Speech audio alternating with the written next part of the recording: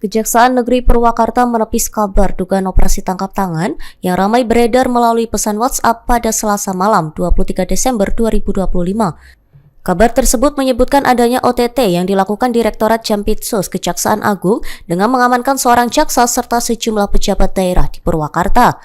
Kepala Seksi Intelijen Kejari Purwakarta, Febrianto Ari Kustiawan, menegaskan bahwa informasi mengenai adanya OTT tersebut tidak benar pada Sabtu 27 Desember 2025.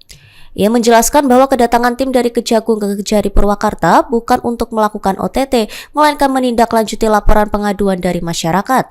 Febrianto menyebutkan dalam proses tersebut tim Kejagung hanya meminta klarifikasi terhadap seorang jaksa di lingkungan Download Tribun X sekarang, menghadirkan lokal menjadi Indonesia.